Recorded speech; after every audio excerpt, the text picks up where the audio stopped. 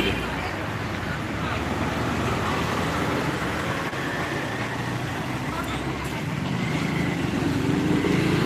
नमस्कार दोस्तों, मैं दिलीप कुमार। दोस्तों, आज हम अपने कुछ साथियों के साथ, कह लीजिए बिहार के अभ्यर्थियों के साथ, जिसमें एक छात्रा भी है, बीएसएससी ऑफिस आए थे। और मुद्दा आप लोग को पता है कि बीएसएससी सीजीएल 3 यानी सचिवालय सहायक की पीटी परीक्षा जो पहले से कैलेंडर के अनुसार 26-27 नवंबर को होनी थी, लेकिन अभी तक उसके बारे में कोई सूचना नहीं दी गई, एडमिट कार्ड जारी नहीं किया गया। और इसके साथ साथ पारदर्शिता का भी मुद्दा था। तो इन सब मुद्दों को लेकर हम जो है आज बीएसएससी ऑफिस आए। कहा था कि 2 बजे से हम लाइव आएंगे, लेकिन यहाँ बीएसएससी के सचिव या अध्यक्ष उस समय नहीं मिले। 1 बजे से हम यहाँ हैं, 1 बजे से ही हम यहाँ हैं, लेकिन वो नहीं मिले उस समय। इस वजह से हम उस समय लाइव नहीं आ पाए। लेकिन जो मीडिया बंधु आए थे 2 बजे, उन सभी को हम लोगों ने जानकारियाँ दी थी। और ज्ञापन एक सौंपा गया है, 3 ज्ञापन बीएसएससी सीजीएल 3 से 3 ज्ञापन हम लोगों ने सौंपा है। और अभी थोड़ी देर पहले हमारी मुलाकात जो है बीएसएससी के ओएसडी मनोज कुमार जी से हुई है, जिनके सामने हमने सारी बातों को रखा और अध्यक्ष महोदय के नाम से ज्ञापन भी वहां सौंपा गया है, जिसमें हमारा डिमांड ये है कि बीएसएससी सीजीएल 3 से रिलेटेड आप एक नोटिस जारी कीजिए कि 26 और 27 नवंबर को पीटी परीक्षा होगी या नहीं, और अगर होगी तो एडमिट कार्ड जल्द से जल्द आप जारी कीजिए। इससे संबंधित एक नोटिस दीजिए। इस पर उन्होंने कहा है कि 1 से 2 दिन में नोटिस कुछ ना कुछ जारी कर दिया जाएगा। अभी दिन भर सभी लोग इसी में लगे हुए हैं कि एग्ज़ाम होगा या नहीं होगा। वो लोग भी अभी नहीं ये कर पा रहे हैं कि एग्ज़ाम ले पाएंगे कि नहीं ले पाएंगे। मतलब बीएसएससी का ये सिचुएशन है कि बीएसएससी के अध्यक्ष हो, सचिव हो, यानी बीएसएससी कह लीजिए, वो लोग खुद अभी डिसाइड नहीं कर पा रहे हैं कि एग्ज़ाम वो ले पाएंगे कि नहीं ले पाएंगे। मतलब दिन भर वो चर्चा इसी का कर रहे हैं कि एग्ज़ाम हम ले पाएंगे कि नहीं ले पाएंगे, एग्ज़ाम होगी या नहीं होगी। तो अभी 2 दिन के अंदर कोई ना कोई नोटिस आएगा इस एग्ज़ाम से।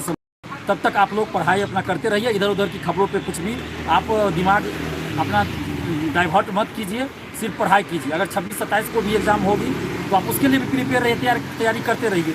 लेकिन बीएसएससी अभी खुद कंफर्म नहीं है कि 26-27 को एग्ज़ाम होगी या नहीं। ये भी जब हमने पूछा कि क्या एग्ज़ाम नहीं होगी, दिसंबर में होगी, तो इस पर भी उन्होंने कहा कि अभी कुछ नहीं कहा जा सकता। मतलब अभी कोई डिसीजन ही नहीं वो लोग लिए हैं कि एग्ज़ाम का डेट आगे बढ़ाएंगे या 26-27 को ही होगा। हमने ये भी कहा कि जो बहुत सारे लोग जो बाहर से आएंगे, जो जॉब में हैं, उनको छुट्टी लेना पड़ता है 15 दिन पहले।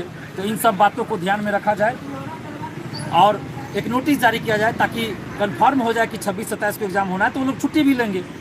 और रिजर्वेशन भी जिनको कराना है, जो बिहार से बाहर रहते होंगे, तो वो लोग रिजर्वेशन भी तो कराएंगे, अचानक से कैसे आ जाएंगे। तो इस पर उन्होंने कहा कि अध्यक्ष महोदय के सामने बात रखेंगे। और जो लिखित रूप में हमने ज्ञापन दिया उस पर उन्होंने कहा कि अध्यक्ष महोदय एक वर्ड पढ़ेंगे और इस पर विचार जरूर करेंगे। अध्यक्ष महोदय ऑफिस में नहीं थे तो उनसे मुलाकात नहीं हुई। ओएसडी मनोज कुमार जी से बातचीत हुई, जो कि अभी सचिव के प्रभार में भी है, वही उनसे मुलाकात हुई। उन्होंने इतना जरूर कहा है कि इसी पे अभी दिन रात मंथन चल रहा है बीएसएससी सीजीएल 3 के पीटी परीक्षा को लेकर। तो अभी कोई कन्फर्मेशन नहीं है एग्ज़ाम होगा या नहीं होगा। तो आप लोग ये मान के चलिए कि एग्ज़ाम होगा और तैयारी उसी अनुसार कीजिए, क्योंकि अगर आप मान लेते हैं कि एग्ज़ाम नहीं होगा और अगर हो गया तो फिर आपका जो समय बर्बाद हो जाएगा ना, तो इसलिए आप पढ़ाई जारी रखिए। और दूसरी बात हमारी थी पारदर्शिता को लेकर। तो पारदर्शिता के लिए हम आज पहली बार बीएसएससी ऑफिस नहीं आए हैं। इससे पहले हम 4-5 बार आ चुके हैं। और 17 जनवरी 2020 को जब बीएसएससी प्रथम इंटर स्तरीय के पीटी रिजल्ट के लिए हमने यहाँ आंदोलन किया था, उस दिन भी अध्यक्ष महोदय से जो हमारी पहली बार मुलाकात हुई थी, तो उस दिन भी हमने अध्यक्ष महोदय के सामने ये सब पॉइंट रखा था पारदर्शिता लाने के लिए। उसके बाद भी कई बार हम बीएसएससी ऑफिस आकर लिखित रूप में ज्ञापन दिए हैं। लेकिन आज फिर हम आए हैं, क्योंकि बीएसएससी सीजीएल 3 का एग्जाम होने वाला है, तो फिर से हम एक बार याद दिलाने आए हैं कि पारदर्शिता से कोई समझौता हम नहीं करने वाले हैं। जिस तरह से बीपीएससी को परसेंटाइल सिस्टम और 2 शिफ्ट में एग्जाम कराने की बात को वापस लेना पड़ा आंदोलन के वजह से, उसी तरह बीएसएससी को हर हाल में सचिवालय सहायक की वैकेंसी में पारदर्शिता लाना होगा। और बीएसएससी सीजीएल 1 सीजीएल 2 में क्या हाल हुआ आप सभी जानते हैं। सीजीएल 1 में जो 2010 की वैकेंसी थी, ओएमआरसी बीएसएससी ऑफिस से रात में निकाला जा रहा था, जिसका कि फोटो अखबारों में भी छपा था, उसका फोटो। 14 लोग अरेस्ट हुए थे, लेकिन बाद में मामले की लिपापोती कर दी गई। सीजीएल 2 में मेंस का कटअप, यानी फाइनल कह लीजिए, फाइनल रिजल्ट का कटअप 150 में निगेटिव मार्किंग रहते 138-139 गया था। उसका भी आंसर वायरल हुआ था, पेपर लीक हुआ था, लेकिन लिपापोती कर दी गई। तो हम लोग ये नहीं चाहते हैं कि सीजीएल 3 में ये हाल हो, क्योंकि इससे जो सिलेक्ट होंगे सचिवालय सहायक का इसमें पद है, और भी कई पद हैं, लेकिन सचिवालय सहायक सबसे महत्वपूर्ण है, जिसे मिनी आईएएस भी कहा जाता है। और सरकारी योजनाओं का क्रियान्वयन करना है, ऐसे अधिकारियों की नियुक्ति होगी, कर्मचारियों की, सॉरी अधिकारियों नहीं कर्मचारियों। लेकिन सचिवालय सहायक को अगर हम अधिकारी का भी दर्जा दे दें तो गलत नहीं होगा। सचिवालय सहायक को तो अधिकारी का दर्जा मिलना चाहिए, इसकी हम मांग भी सरकार से करते हैं। तो खैर ये अलग बात हुई, लेकिन हम नहीं चाहते हैं कि इस बार BSSC CGL 1 और CGL 2 की तरह CGL 3 में हो, किसी तरह से पेपर लीक ना हो, कोई धांधली से ना हो। और एक बात सामने आ रही थी, कुछ लोग हमें फ़ोन करके बता रहे थे कि एक बेंसिस कंपनी कुछ है, हम नाम अभी भूल रहे हैं, टेक्नोलॉजी,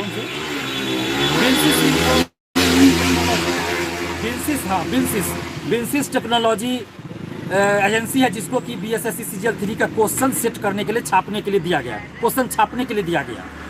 और इसी कंपनी एजेंसी को सचिवालय सहायक झारखंड का भी दिया गया था, और वहाँ पेपर लीक हुआ था, जिसके बाद इसको प्रतिबंधित कर दिया गया, क्योंकि इस एजेंसी की भी उसमें संलिप्तता थी और एग्जाम भी रद्द हुआ। इस कंपनी को झारखंड में एजेंसी को प्रतिबंधित कर दिया गया। तो कुछ लोगों ने मुझे फ़ोन करके बताया कि बेंसिस टेक्नोलॉजी का नाम लेकर कुछ दलाल, शिक्षा माफिया मार्केट में पैसा वसूल रहे हैं। उनका कहना है कि बेंसिस टेक्नोलॉजी से उनका लिंक है, संपर्क है, और उसके थ्रू वो क्वेश्चन आउट करवा देंगे CGL 3 का। तो 15 से 20 लाख दीजिए और आपका PT में भी करवा देंगे, मेंस में भी करवा देंगे, यानी कि पेपर लीक करवा के उपलब्ध करा देंगे क्वेश्चन। तो इसकी भी जानकारी आज हमने दिया है। जिस आदमी पे, बिहार के कुछ लोग उसमें हैं, झारखंड के भी है, जिन पे FIR दर्ज है, उन लोगों के बारे में भी सूचना हमने BSSC को लिखित रूप में दिया है और मौखिक में भी बताया है।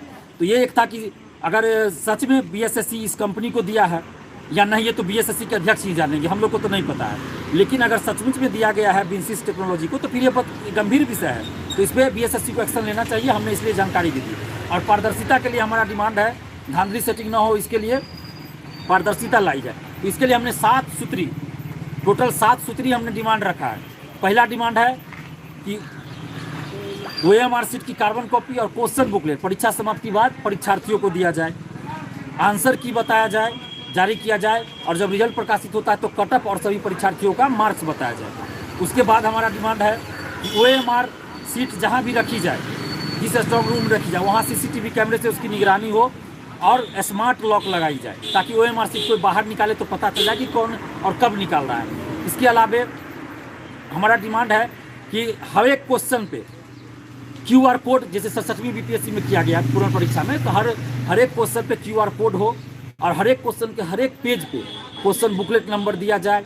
इसके अलावा आप जो भी एग्जाम सेंटर बना जाए, वहाँ जैमर लगाया जाए, वीडियोग्राफी किया जाए, बायोमेट्रिक अटेंडेंस की व्यवस्था की जाए, और किसी भी परिस्थिति में मोबाइल या ब्लूटूथ जैसे उपकरण कोई भी परीक्षार्थी अंदर हॉल में न ले जा सके, इस बात की पूरी जो है व्यवस्था BSSC करे। और एग्जाम सेंटर न तो गृह जिला में दिया जाए और न ही बहुत दूर दिया जाए, गृह जिला के अगल बगल जिला में सेंटर दिया जाए।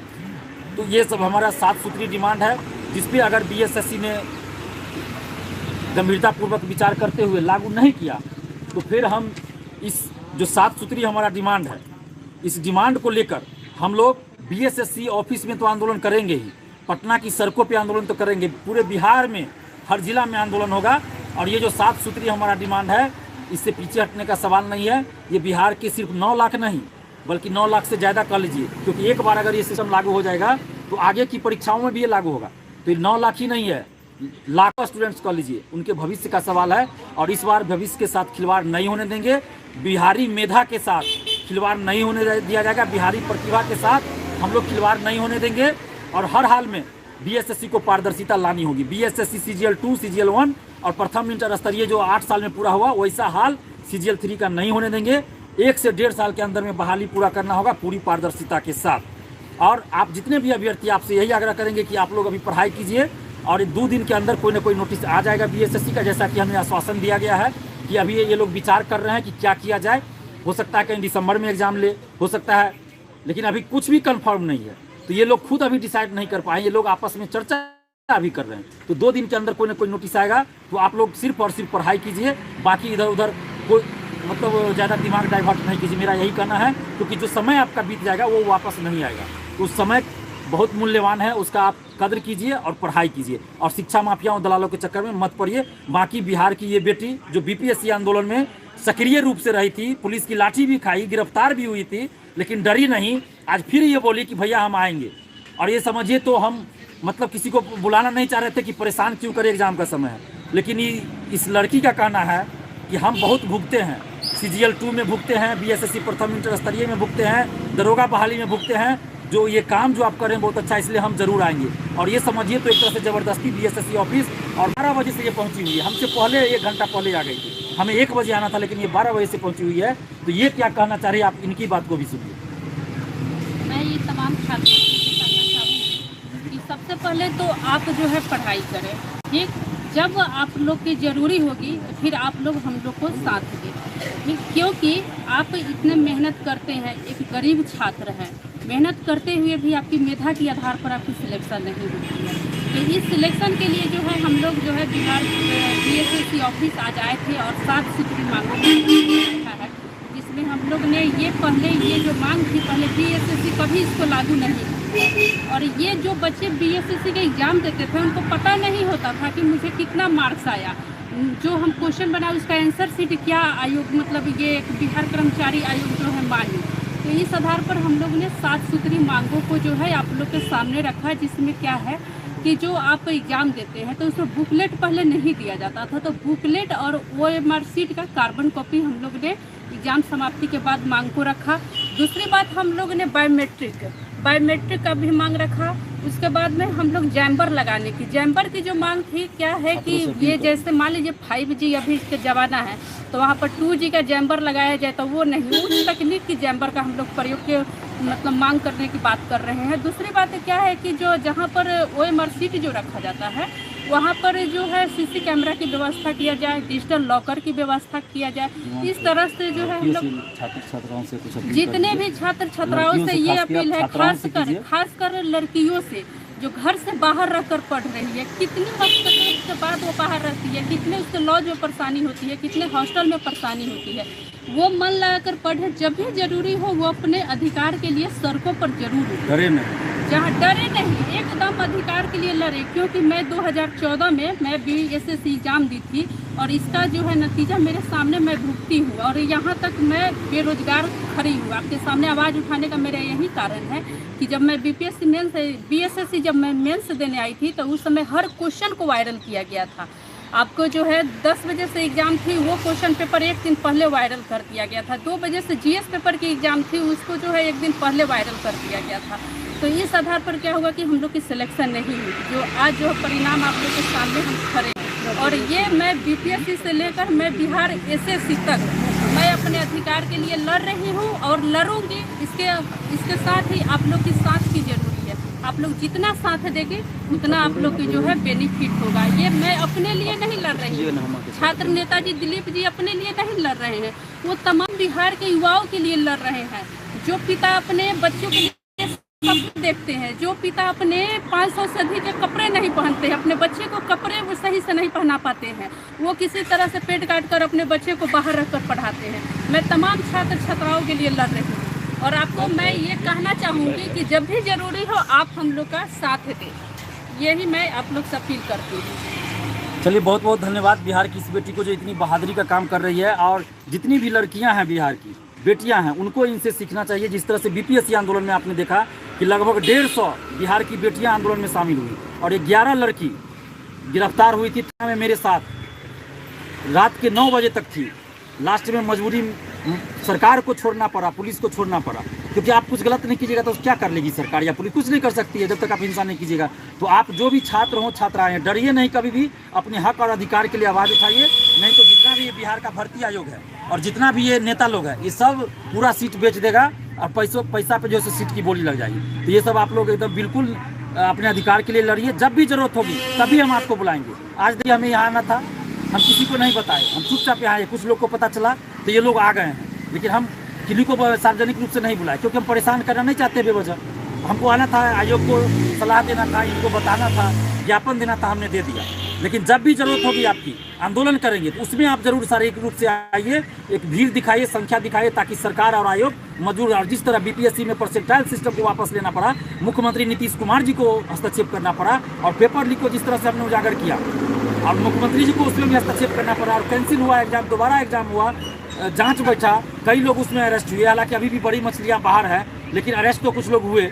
तो सरकार को झुकना पड़ा, BPSC को झुकना पड़ा। BPSC के इतिहास में पहली बार हुआ कि BPSC को झुका दिए हम लोग। तो आगे भी कोई भी भर्ती आयोग होगा, चाहे दरोगा बहाली हो या सिपाही बहाली या BSSC, जहाँ भी गलत होगा हम लोग लड़ेंगे। बस आप लोग साथ दीजिए।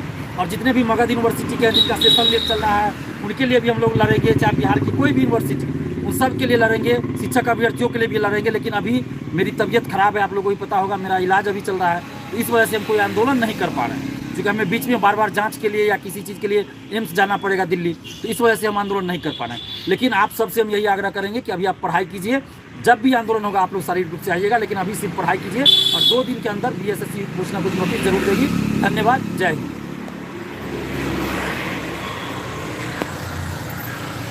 हो गया।